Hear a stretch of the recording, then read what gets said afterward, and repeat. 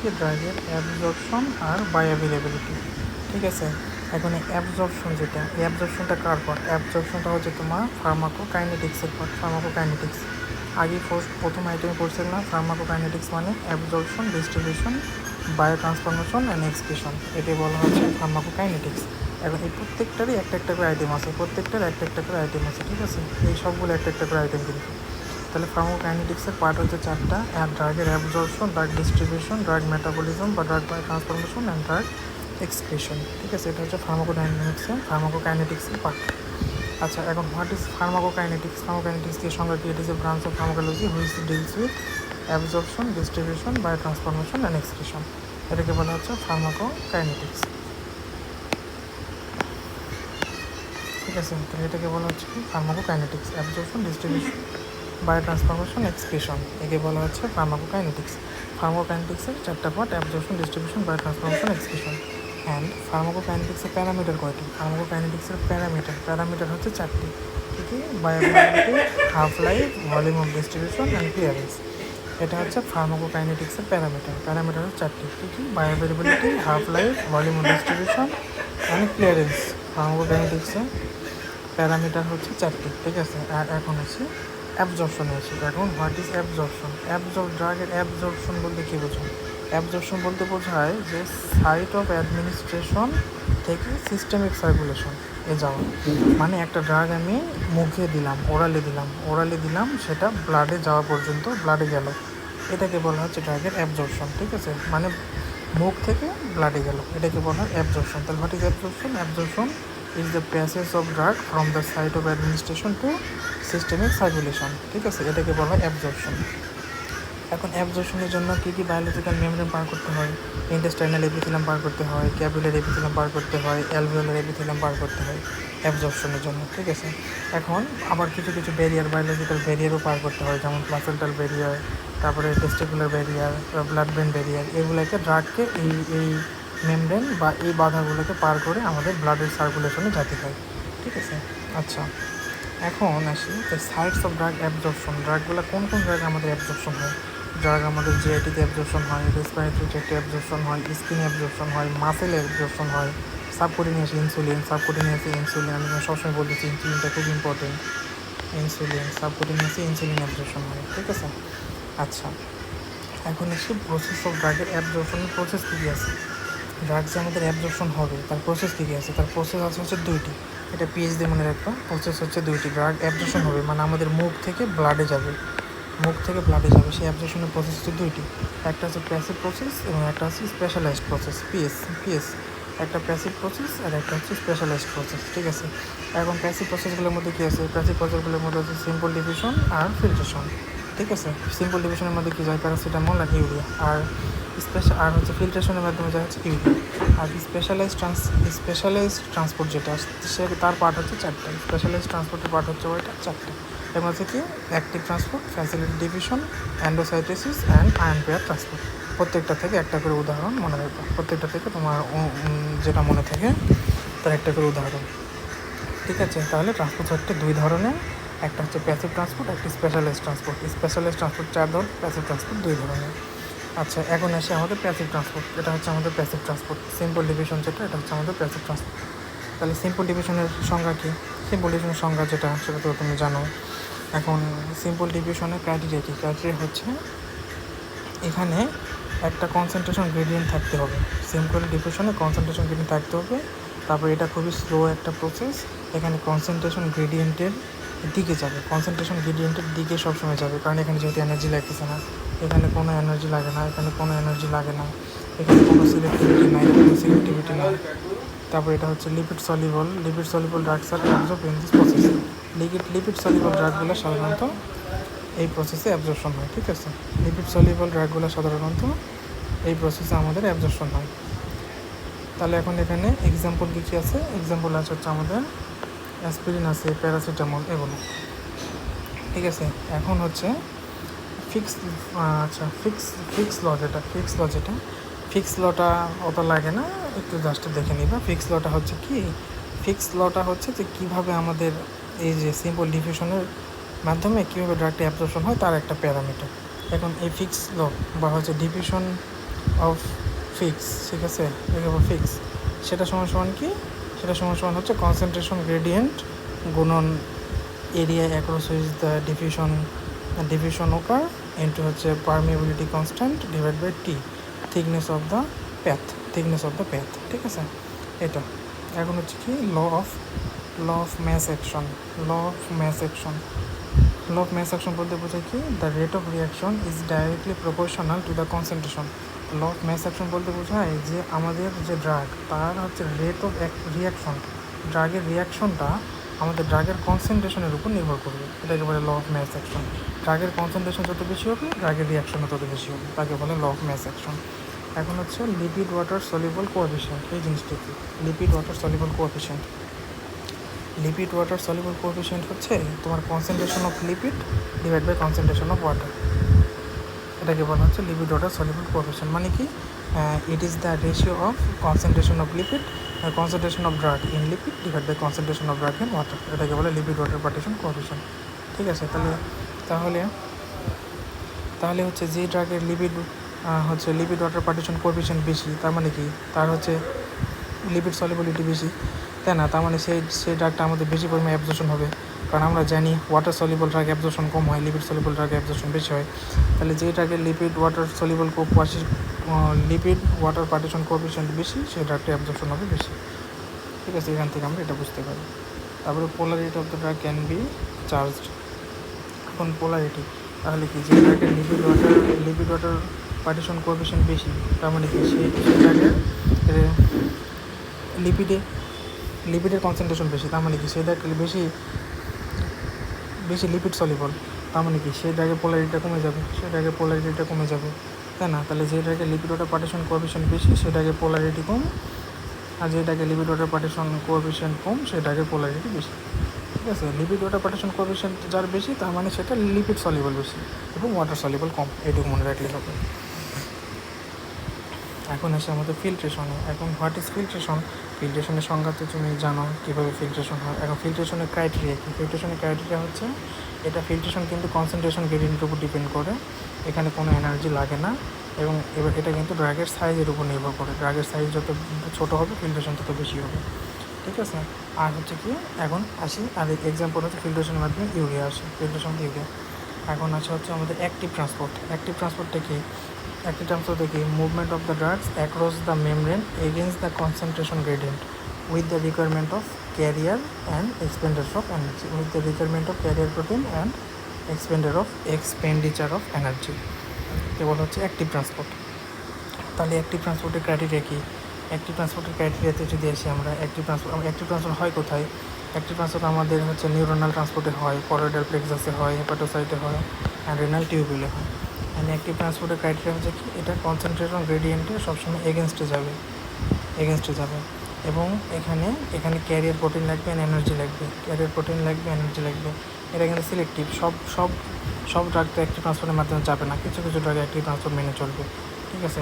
এবং এটা depends on lipid water partition কোএফিশিয়েন্টের উপর এটা ডিপেন্ড করে, অ্যান্ড ভেরি র্যাপিড প্রসেস, এবং যেহেতু এখানে এনার্জি লাগে তাই এটা একটা অনেক rapid process, less drug absorb by this process, এবং খুবই কম ড্রাগ এই প্রসেসের মাধ্যমে অ্যাবজর্পশন হয়। এখন কী আছে অ্যাক্টিভ ট্রান্সপোর্টের মধ্যে? আছে আয়রন, আছে লেভোডোপা, আছে অ্যান্টি ক্যান্সার বিভিন্ন ড্রাগগুলো আছে এগুলো। এখন এটা এমসিকিউ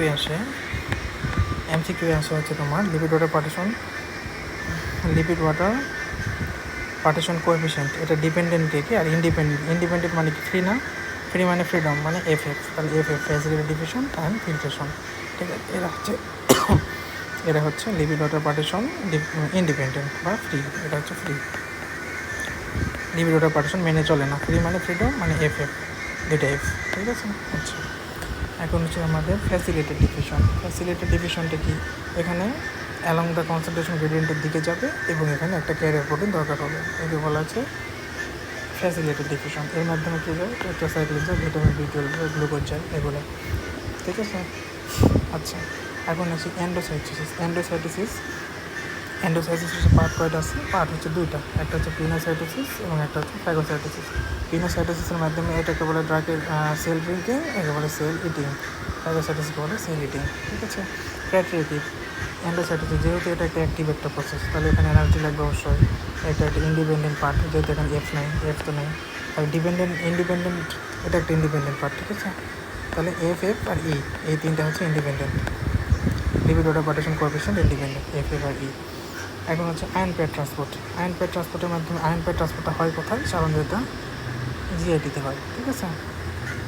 আর এখানের মাধ্যমে কী যায়? মিএসটিগেন যায় আর অ্যান্টি ক্যান্সার ড্রাগগুলো যায়। এই এখন ফ্যাক্টরস মডিফাইং অ্যাবজর্পশন, কোন কোন ফ্যাক্টর আমাদের অ্যাবজর্পশনকে মডিফাই করে? এই প্রশ্নটা রিটেনে আসে, এই প্রশ্নটা রিটেন প্রশ্ন যে ফ্যাক্টরস মডিফাইং অ্যাবজর্পশন, কোন কোন ফ্যাক্টর অ্যাবজর্পশনকে মডিফাই করে। এখন এর মধ্যে কী আছে? পিকে আছে, ড্রাগের পিকে আছে, ড্রাগের পিএইচ আছে, তারপর ড্রাগের ফর্মুলেশন, মানে কি ওই ড্রাগটা কি সলিড ড্রাগ নাকি লিকুইড ড্রাগ। তাহলে ড্রাগের অ্যাবজর্পশন হবে, যেটা সলিড ড্রাগ সেটা অ্যাবজর্পশন ধীরে হবে, আর যেটা লিকুইড ড্রাগ সেটা অ্যাবজর্পশন তাড়াতাড়ি হবে। মলিকুলার ওয়েট, যে ড্রাগের মলিকুলার ওয়েট বেশি তার অ্যাবজর্পশন স্লো, যার মলিকুলার ওয়েট কম তার অ্যাবজর্পশন বেশি। লিপিড সলিবিলিটি, যে ড্রাগ লিপিড সলিবিলিটি যত বেশি সে ড্রাগের অ্যাবজর্পশন তত বেশি।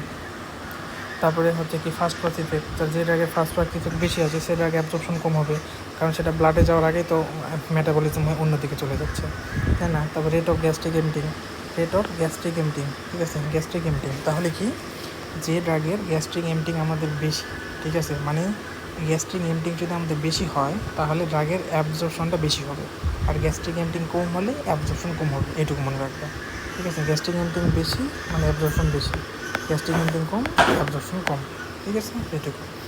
এখন হচ্ছে বায়োল ট্রান্সমিট টাইম, তাহলে বায়োল ট্রান্সমিট টাইম যত বেশি তার অ্যাবজর্পশন তত বেশি, বায়োল ট্রান্সমিট টাইম যত কম অ্যাবজর্পশন তত কম, ঠিক আছে। বায়োল ট্রান্সমিট টাইম যত বেশি অ্যাবজর্পশন তত বেশি, বায়োল ট্রান্সমিট যত কম অ্যাবজর্পশন তত কম। আচ্ছা, তারপর হচ্ছে ফুড অবশ্যই ড্রাগের অ্যাবজর্পশনের উপর ফুড নির্ভর করে, কারণ তুমি মনে করো একটা খাবার খেলা, তুমি মনে করো খাওয়ার পর তুমি যদি রিবোফ্লাভিন, প্রোপানল, তারপর এগুলো যদি খাও তাহলে তাদের অ্যাবজর্পশনটা তাড়াতাড়ি হবে। আর যদি খাওয়ার পর যদি লেভোডোপা, তারপর থাইরোক্সিন এগুলো যদি খাও তাহলে তাদের অ্যাবজর্পশনটা ধীরে হবে, ঠিক আছে। তাহলে খাবারও অ্যাবজর্পশনের উপর নির্ভর করে। তারপরে গ্যাস্ট্রিক ইন্টেস্টাইনাল ডিজিজ, তাই কারো যদি ইন্টেস্টাইনাল ডিজিজ থাকে তার অ্যাবজর্পশন ধীরে হবে। Bowel flow to the absorption site, তারপরে total surface area of the absorption site, তারপরে contract time at the absorption surface, এগুলো সবগুলোর উপরই আমাদের অ্যাবজর্পশনটা নির্ভর করে। ড্রাগের অ্যাবজর্পশন এই প্রত্যেকটা ফ্যাক্টরের উপর নির্ভর করে, তাহলে আমাদের ড্রাগের অ্যাবজর্পশনের ফ্যাক্টরগুলো বুঝতে রাখতে হবে, ঠিক আছে। আচ্ছা, তাহলে এখন আসে আমাদের pH and PK of the drug. এখন ড্রাগের পিএইচ আর পিকে এর উপর কীভাবে ড্রাগের অ্যাবজর্পশনটা নির্ভর করে। আচ্ছা, তাহলে তোমাকে আমি এই যে তিনটা জিনিস, এই তিনটা জাস্ট শুধু একটু মনে রাখবা। আচ্ছা, তাহলে তোমাকে আমি একটু সহজ করে একটা জিনিস বোঝাই। আমাদের বডি সাধারণত আনআয়নাইজড, ঠিক আছে, আনআয়নাইজড অবস্থায় ড্রাগকে অ্যাবজর্পশন করে। আমাদের বডি আনআয়নাইজড অবস্থায় ড্রাগকে অ্যাবজর্পশন করে, ঠিক আছে। যদি ড্রাগটা আয়নাইজড অবস্থায় থাকে তাহলে আমাদের বডি সেটাকে অ্যাবজর্পশন করে না, আনআয়নাইজড অবস্থায় অ্যাবজর্পশন করে। এবং আয়নাইজড হয় ড্রাগটা তখনই, মানে একটা ড্রাগ যদি তার প্রতিকূল পরিবেশে যায় তাহলে সেটা আয়নাইজড হয়, এটা মনে রাখবা। ড্রাগ প্রতিকূল পরিবেশে যদি যায় তাহলে সেটা আয়নাইজড হয়, ঠিক আছে। প্রতিকূল পরিবেশে ড্রাগটা আয়নাইজড হয়, ঠিক আছে। প্রতিকূল পরিবেশে ড্রাগটা হয় আয়নাইজড, ওকে। আর আয়নাইজড অবস্থায় ড্রাগকে আমরা অ্যাবজর্পশন করি না, আমাদের বডি অ্যাবজর্পশন করে আনআয়নাইজড অবস্থায়। আর প্রতিকূল পরিবেশে ড্রাগটা হয় কি আয়নাইজড। মানে একটা ড্রাগ যদি তোমার মনে করো ড্রাগটা যদি অ্যাসিডিক হয়, অ্যাসিডিক ড্রাগ যদি হয়, সেটা যদি আমরা যদি কোনো বেসিক মিডিয়াতে রাখি তাহলে সেটা আয়নাইজড হবে, ঠিক আছে। অ্যাসিডিক ড্রাগ যদি আমরা বেসিক মিডিয়াতে রাখি তাহলে সেটা আয়নাইজড হবে, আর বেসিক ড্রাগকে যদি আমরা অ্যাসিডিক মিডিয়াতে রাখি তাহলে সেটা আয়নাইজড হবে। আর যদি আয়নাইজড হয় তাহলে সেই ড্রাগটার অ্যাবজর্পশন কম হবে। আয়নাইজড হলে আমি আগে বলছি আয়নাইজড ড্রাগ আমাদের বডি অ্যাবজর্পশন করতে পারে না, ঠিক আছে। তাহলে মেন থিমটা আমি যেতটুকু বললাম এটাই হচ্ছে মেন থিম, যে আমাদের বডি আয়নাইজড ড্রাগকে অ্যাবজর্পশন করতে পারে না, আনআয়নাইজড ড্রাগকে অ্যাবজর্পশন করতে পারে। অ্যান্ড ড্রাগ যদি প্রতিকূল পরিবেশে যায়, মানে কি যে ড্রাগ অ্যাসিডিক সে যদি বেসিক মিডিয়াতে যায় তাহলে সেটা আয়নাইজড হবে, বেসিক ড্রাগ যদি অ্যাসিডিক মিডিয়াতে আসে তাহলে সেটা আয়নাইজড হবে, এবং আয়নাইজড হলে অ্যাবজর্পশন কম হবে, সেই ড্রাগের এক্সক্রিশন বেশি হবে, এটাই হচ্ছে মেন থিম, এটা তোমার মাথায় রাখবা আর কোনো দিন ভুল যাবে না। তাহলে দেখো এখানে ড্রাগটা হচ্ছে acidic drug in alkaline media. তাহলে acidic drug in alkaline media তার মানে কি, অ্যাসিডিক ড্রাগের জন্য এর পরিবেশটা কী হলো, পরিবেশটা উল্টা পরিবেশ হলো, তাই না? আর হচ্ছে কি basic drug in acidic media, তাহলে পরিবেশটা কী হলো, উল্টা পরিবেশ কিন্তু, ঠিক আছে? তাহলে এখানে প্রতিকূল পরিবেশে আয়নাইজড হবে, তাহলে মোর আয়নাইজড, তাহলে ড্রাগটা কী হলো, মোর আয়নাইজড হলো। এখন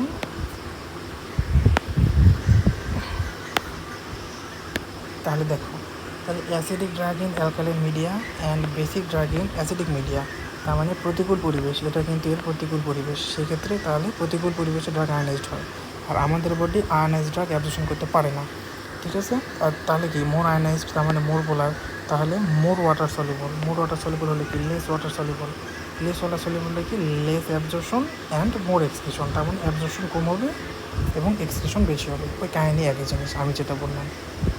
তারপর দেখো acidic drug in acidic media and basic drug basic media, তার মানে কি এখানে কিন্তু প্রতিকূল পরিবেশ না, এখানকার পরিবেশটা কিন্তু অনুকূল, তাহলে অনুকূল পরিবেশে ড্রাগটা কিন্তু আয়নাইজড হবে না। আয়নাইজড মানে সে যখন প্রতিকূল পরিবেশে যায়, মানে আয়নাইজড অবস্থা আছে, মানে সে তার অ্যাক্টিভ ফর্মে চলে গেছে, এখন মারামারি করতে হবে, বুঝছো?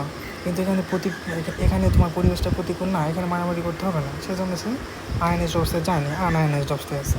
তার মানে এখানে কি লেস আয়নাইজেশন, আয়নাইজ বেশি হয়নি, তার মানে কি লেস পোলার, তাহলে লেস পোলার আয়নাইজ যত কম হবে পোলারিটি তো কমে যাবে, তাহলে তত ওয়াটার সলিবল কমে যাবে, ওয়াটার সলিবল কম হলে সেটা মোর লিপিড সলিবল হবে, যত লিপিড সলিবল তত অ্যাবজর্পশন, তাহলে লেস এক্সক্রিশন। অ্যাবজর্পশন যদি বেশি হয় তাহলে আমাদের মূত্রের মাধ্যমে বের হবে কম। বুঝছো তো বিষয়টা নাকি? এখানকার মধ্যে মেন থিম হচ্ছে এটা আমি যেটা বললাম। তাহলে অ্যাসিডিক মিডিয়াতে অ্যাসিডিক ড্রাগ, বেসিক মিডিয়াতে বেসিক ড্রাগ, তার মানে এদের পরিবেশটা কিন্তু অনুকূল, সেক্ষেত্রে এরা কিন্তু আয়নাইজড হবে না, মানে এদের মারামারি করতে হচ্ছে না এখন, তাহলে আয়নাইজড হবে না, আনআয়নাইজ অবস্থায় থাকবে। আনআয়নাইজড ড্রাগটা আমাদের বডি অ্যাবজর্পশন করতে পারে, তাহলে এখানে অ্যাবজর্পশন বেশি হবে, এক্সক্রিশন কম হবে, জাস্ট এটাই হচ্ছে মেন থিম। এখন রেট অফ গ্যাস্ট্রিক এমটিং, ঠিক আছে? এখন গ্যাস্ট্রিক এমটিং যত বেশি হবে সেই ড্রাগটার অ্যাবজর্পশন তত বেশি হবে, ঠিক আছে? কীভাবে এই জিনিসটা এখন বোঝায়, গ্যাস্ট্রিক এমটিং যত বেশি, আমাদের যে স্টমাক আছে, আমাদের স্টমাকে ড্রাগের অ্যাবজর্পশন কম হয়, আমাদের ইন্টেস্টাইনে ড্রাগের অ্যাবজর্পশন বেশি হয়, ঠিক আছে? তাহলে গ্যাস্ট্রিক এমটিং যত বেশি, ড্রাগটা তত স্টমাক থেকে ইন্টেস্টাইনে আসবে এবং তত তাড়াতাড়ি অ্যাবজর্পশন হবে, যত তাড়াতাড়ি সে ইন্টেস্টাইনে আসবে তত তাড়াতাড়ি অ্যাবজর্পশন হবে। তাহলে গ্যাস্ট্রিক এমটিং যত বেশি হবে তত তাড়াতাড়ি সে ইন্টেস্টাইনে আসবে, তত তাড়াতাড়ি অ্যাবজর্পশন হবে, এই কারণে গ্যাস্ট্রিক এমটিং বেশি হলে অ্যাবজর্পশন রেট বেশি হয়, ঠিক আছে? এখন বায়োল ট্রান্সপোর্ট টাইম, তার মানে কি আমাদের ইন্টেস্টাইনে এখান থেকে এখানে যাতে যত টাইম তাকে বলা হয় বায়োল ট্রান্সপোর্ট টাইম। তার মানে বায়োল ট্রান্সপোর্ট টাইমটা যত বেশি হবে, মানে এখান থেকে এখানে যাতে যত বেশি সময় লাগবে তত অ্যাবজর্পশনের টাইম পাবে বেশি, তার মানে তত বেশি অ্যাবজর্পশন হবে, ঠিক আছে? তাহলে বায়োল ট্রান্সপোর্ট টাইম যত বেশি হবে তত অ্যাবজর্পশন বেশি হবে, ওকে? আর লিপিড সলিবল ড্রাগ, একটা ড্রাগ যত বেশি লিপিড সলিবল তত বেশি অ্যাবজর্পশন। তারপর হচ্ছে মলিকুলার ওয়েট, যে ড্রাগের মলিকুলার ওয়েট যত বেশি তার অ্যাবজর্পশন তত কম, ঠিক আছে? তাহলে স্মলার পার্টিকেল যত বেশি তাহলে গ্রেটার সারফেস এরিয়া মোর অ্যাবজর্পশন হবে, তাহলে যত সাইজ ছোটো অ্যাবজর্পশন তত বেশি, এই গেল। তারপরে হচ্ছে ফার্স্ট ক্লাস ইফেক্ট, এখানে আসা হচ্ছে তোমার ফার্স্ট, এটা কিন্তু রিটেনে আসে হচ্ছে তোমার ফার্স্ট ক্লাস ইফেক্টে আসে কোথায়, রিটেনে আসে ফার্স্ট ক্লাস ইফেক্ট, ওকে? এখন তাহলে ফার্স্ট ক্লাস ইফেক্ট বলতে কী বোঝায়, যে একটা ড্রাগ আমাদের যে সাইডে আমি ড্রাগটা দিলাম, আমি ওরালি দিলাম, মুখ থেকে আমাদের ব্লাডে যাওয়ার আগেই ড্রাগটা আমাদের লিভারে যায় অ্যাবজর্পশন হচ্ছে বা লিভারে যে মেটাবলিজম হচ্ছে, এটাকে বলা হয় ফার্স্ট ক্লাস ইফেক্ট, ঠিক আছে? তাহলে আমাদের ফার্স্ট ক্লাস ইফেক্ট আমাদের কোন কোন জায়গায় হয়, আমাদের লিভারে হয়, মেইনলি আমাদের লিভারে হয় ফার্স্ট ক্লাস মেটাবলিজম, কারণ আমরা যে ড্রাগই খাই সেটা তো সর্বপ্রথম আমাদের লিভারে যাবে ইন্টেস্টাইন থেকে, তারপর তো ব্লাডে যাবে, লিভারে যাই আমাদের ড্রাগটা অ্যাবজর্পশন হবে, ঠিক আছে? তারপর ইন্টেস্টাইনে কিছু হয়, লাঙে কিছু হয়, এতে কিছু হয়। তাহলে কোন ড্রাগটা ফার্স্ট ক্লাস মেটাবলিজম আন্ডারগোস, মানে ফার্স্ট ক্লাস মেটাবলিজমে কোন ড্রাগটা পড়ে সবার প্রথমে, নাইট্রোগ্লিসারিন যদি আমরা ওরালি দিই, এই ড্রাগটা সবচেয়ে বেশি ফার্স্ট ক্লাস মেটাবলিজম, এরপরে হচ্ছে প্রোপানোনল, অপয়েড, সালবিটামল, অ্যাসপিরিন, এগুলো, ঠিক আছে? তাহলে how to bypass first class metabolism, আমরা কীভাবে ফার্স্ট ক্লাস মেটাবলিজমকে বাইপাস করতে পারি, আমরা যদি ড্রাগটা ওরালি না দিয়ে অন্য রুট দিই তাহলে আমরা সেই ড্রাগটাকে ফার্স্ট ক্লাস ইফেক্ট থেকে করতে পারবো, ঠিক আছে? তাহলে আমরা ড্রাগটা যদি ওরালে না দিয়ে যদি আমরা ইঞ্জেকশনের মাধ্যমে অন্যান্য রুট দিই তাহলে ফার্স্ট ক্লাস ইফেক্টে আমরা বাইপাস করতে পারবো এই। আর importance of first pass effect, first pass ইফেক্টটা ইম্পর্টেন্ট হচ্ছে এখানে ফার্স্ট পাস ইফেক্টের ইম্পর্টেন্ট হচ্ছে এটা বায়োঅ্যাভেলেবিলিটি কমিয়ে দেয়, ফার্স্ট পাস ইফেক্ট কী করে আমাদের বায়োঅ্যাভেলেবিলিটা কমে দেয়, ঠিক আছে। Therapeutic response first pass effect আমাদের